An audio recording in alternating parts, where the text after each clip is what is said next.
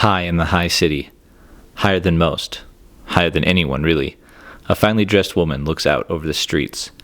Her streets. She has climbed to where she is, quite literally, through schemes, conspiracies, and an amount of cloak and daggery that would be quite honestly staggering to anyone outside this plane. She turns her rings one by one with a different jewel on each finger, considering if any of their toxic and corrosive contents may need to be refilled. A zombie shuffles to the door, heralding the arrival of a guest half a dozen floors below. This will be yet another attempt on her life. Not the first even this week, and likely not the last. She has known for weeks that this was coming. An extraplanar assassin this time, much like the one she hired so long ago to seal her own ascension. But no matter, she is prepared. She has earned this power. She has kept it. She will not relinquish it. Born on the plain of Fiora, Queen Marchesa D'anti, also known as the Black Rose, is quite a formidable figure in the lore of Magic the Gathering. A scheming, merciless wizard born in the High Court, but with no hope to rule herself, decided that she would take the crown through any means necessary. And to this day, she is still ruling from the high city of Paliano at time of recording. So let's look at her 4 card appearances and talk about the lore that her abilities allude to. Marchesa the Black Rose is a 3/3 legendary creature human wizard for 1 blue, black, red. And she has Dethrone, which is whenever this creature attacks the player with the most life or tied for the most life, put a 1/1 counter on that creature. She also gives other creatures you control Dethrone, and whenever a creature you control with a 1/1 counter on it dies, return it to the battlefield under your control at the beginning of the next end step. When we first meet Marchesa, Brago is the king of Paliano, and the problem with having a ghost for a king is that they don't die. But Marchesa has a plan for this, and she hires Kaya to come and kill Brago. Now, this is the first appearance of Kaya, which is cool, and it makes sense that she's called Ghost Assassin, which is then her moniker forever. There's also a funny piece of the story where Leovold keeps trying to explain how Brago died again, or how a ghost died, but he can't figure out the best way to say it, and he gets really frustrated about it. But anyway, I think the dethrone mechanic here makes a lot of sense. She's actively trying to dethrone the king of Paliano, and so dethrone works very well. I think it's a really well-designed mechanic that was debuted in this set, and I think it makes sense that she gives it to your other creatures. She's called the Queen of Assassins, and she has quite a web of agents and smugglers and propagandists, which was a word that I didn't think was a real word until autocorrect told me I spelled it wrong, and I figured there must be a right way to spell it. Now, the last ability is interesting. Marchesa here is creature type wizard, but we never see her using magic in anything that I read or anything that I could find. But she does employ zombies throughout the story to keep her safe and to serve her, so it seems like maybe she has some necromantic magic ability. And so to me, this last ability seems like as her henchmen die, she uses magic to bring them back to continue to serve as undead minions. And the fact that they just keep coming back kind of feels like it's alluding to the fact that she plans for everything and she's always one step ahead. And as somebody who used to live with somebody who had a Marchesa deck, mechanically, it feels pretty resonant. One more side note on this card is that in this original artwork by Matt Stewart, we see a guest at Marchesa's table laying face down behind her in the artwork. And in the first story we meet her, a rival of hers has come to her house and he's telling her how he's going to have her killed.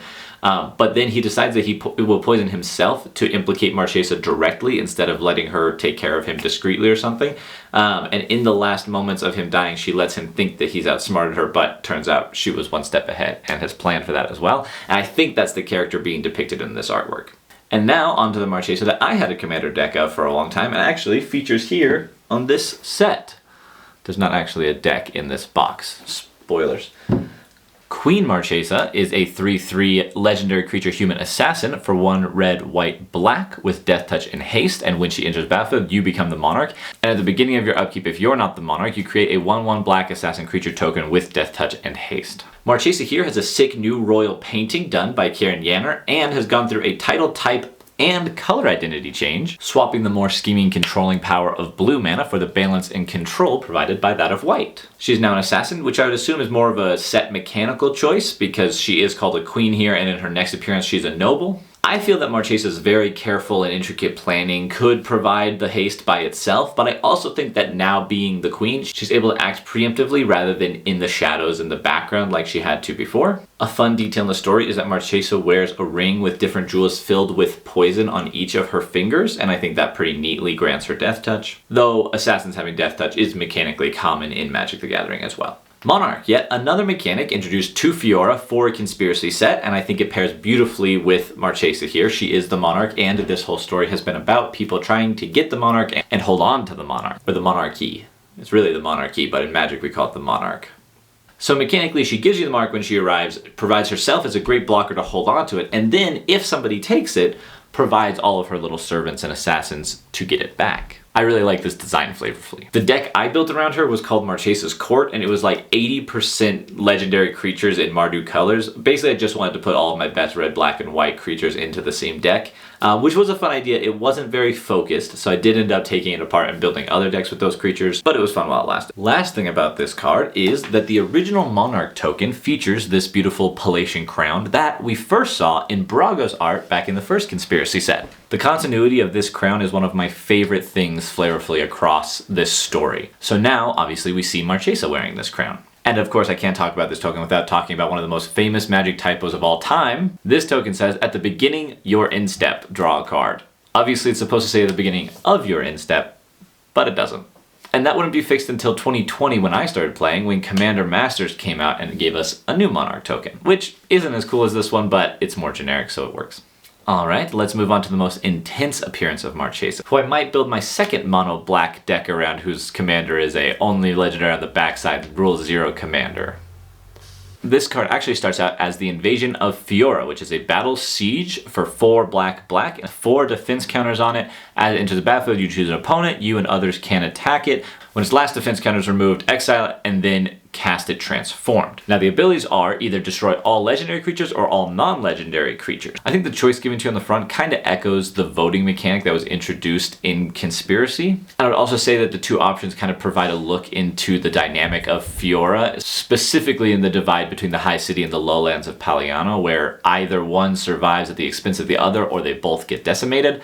But that might be a little bit of a reach. There's no story beats or card design notes that I have access to that are backing me up there. Once the battle is defeated or you win the siege, there's this incredible depiction of Marchesa by Joshua Raphael, where she's sitting for a moment to clean her sword, a crown-adorned helmet set to the side, as she resolutely surveys the damage done to her kingdom. Marchesa, Resolute Monarch, is a 3/6 legendary creature human noble with menace and death touch, and whenever Marchesa Resolute Monarch attacks, remove all counters from up to 1 target permanent, and at the beginning of your upkeep, if you haven't been dealt combat damage since your last turn, you draw a card and you lose 1 life. Resolute Monarch might be my favorite art of Marchesa, but that's not the only reason I really like this card. She is now focused solely on the protection of her kingdom and the destruction of her enemies, so she's channeling that black mana hardcore. Here she's foregone the subtlety and cunning that granted her haste and exchanged it for full battle gear, with thorn motifs all over her armor, granting her a quite literal air of menace in this incarnation. I really like the removing counters ability here. I don't know if it directly translates to anything other than that the Phyrexians had like incubate and other counter-dependent strategies in this set, and so mechanically I feel like it translates her badassery really well. That's a word that autocorrect said I spelled right the first time. And then, of course, with her last ability, instead of introducing the Monarch on one card that was going to live in Standard for a few years, I feel like they pretty concisely added it as her last ability. Though this time it's at your upkeep and you have to pay a price for it. I think she's finally starting to feel the weight of maintaining that monarchy in this moment. But don't worry, that won't stop her playing dress up in Thunder Junction shortly. Speaking of which, Marchesa Death Dealer is a 3/4 human rogue with the ability, whenever you commit a crime, you may pay 1. If you do, look at the top 2 cards of your library, put one of them into your hand and the other into your graveyard. And the flavor text says, you should have folded when you had the chance. I don't have a lot to say here. She's back to being Grixis, which I think is fine. She's a rogue, which feels a little off, especially because Assassin works in the outlaw mechanic of this set, but maybe they wanted to continue the cycle of her changing subtype every time she appears. They wanted to put villains in this set, and they did. And she looks good. She's got her crown on top of her Stetson, her rings glow in an appropriately ominous fashion, and her knife has a really cool black rose insignia on it. I can only think that Marchesa would have come to Thunder Junction either to relax briefly after the invasion, which feels a little out of character, or maybe to find resources to help rebuild Paliano. But again, it feels a little weird that she's here. Mechanically, Her ability is fine. She doesn't really feature in the Thunder Junction story from what I remember and from what I could find, so I don't know if it's relevant to what she's doing here, but to me it doesn't feel super relevant to Marchesa. I hope next time we see her is starting a conspiracy set. I wasn't playing during either of the last ones and they seem like really fun. And I'm sure by then she'll be back to her incredibly ruthless and royal ways, probably handling whoever tried to make a play for the monarchy while she was away in Thunder Junction. So that's it. That's the flavor and function of Marchesa, the Black Rose. She's a very cool character. Hopefully you enjoyed exploring this as much as I did. Please let me know what you think her last ability signifies in Thunder Junction, and let me know who else you'd like to see me do a flavor and function breakdown on. I'm compiling a list of characters to work my way through. And please do make sure that you subscribe and watch to the end of the videos. That makes a big difference for me. And if you liked this one, go watch my breakdown of Winota Joiner of Forces. Even if you've seen it before, every 5 minutes watched helps me get closer and closer to that 3,000 hours that I need. Thank you so much, and I'll see you next time.